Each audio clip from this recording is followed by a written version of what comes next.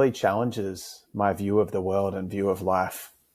And so one thing that I wrestle with a lot and think about a lot is, why is there so much terror in the world? There's a lot of beauty in the world too, but why is there murder? Why is there torture? Why is our whole animal world and whole even molecular system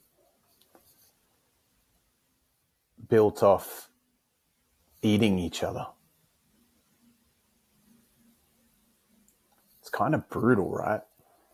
Why every day for me, I eat meat, and when we were foragers, hunter-gatherers, from 10,000 years ago and before that, for 140 to 200,000 years, Homo sapiens were also in that game, going around, murder an animal, eat it, murder an animal, eat it, rely on that for survival.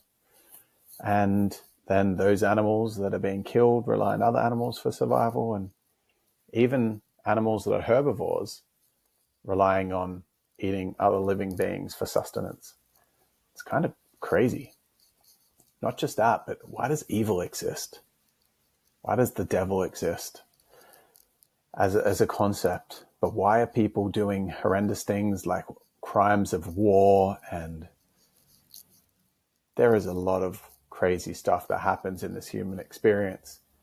And if the universe or God created all of this, why would he or she or it create this level of suffering and pain in the extreme examples of the things that terrify me the most? So to be honest, a big fear that I've had throughout my whole life is being tortured. And I've wrestled with contemplation around this, and could I surrender into that experience if it happened? And it sounds pretty hardcore, but it happens to lots of people. There are people in the world right now that are experiencing this.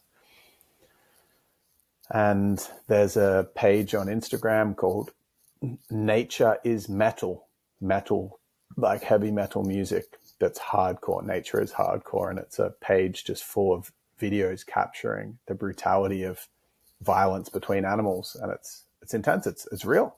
That's what happens in nature. And we're just kind of sheltered from it in a way. So we kind of exist in this weird place in society at the moment where the inevitable reality of life involves destruction, and we kind of don't see a lot of it. It's happening, but we don't see a lot of it. For example, the meat industry.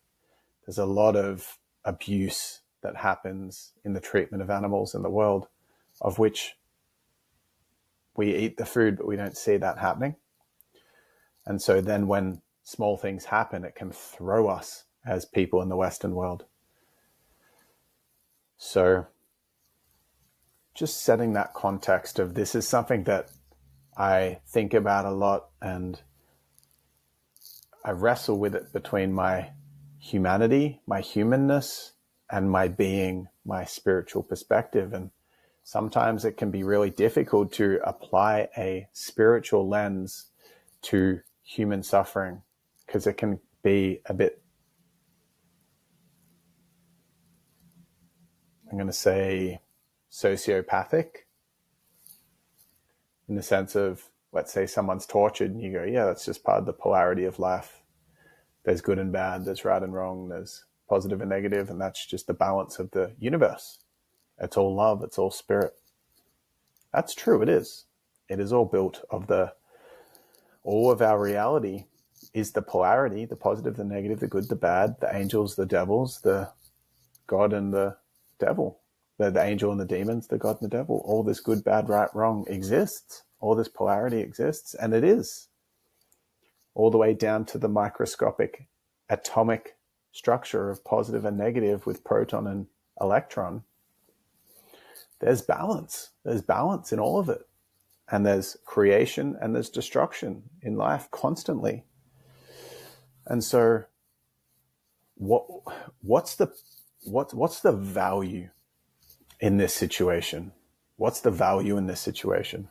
Well, the reason I'm doing this episode is because I want to invite in the opportunity to view life through a lens of absolute maturity and wholeness, so that you can experience the greatest level of fulfillment in life and empowerment in life. And this is something that I play with and wrestle with in my own inner world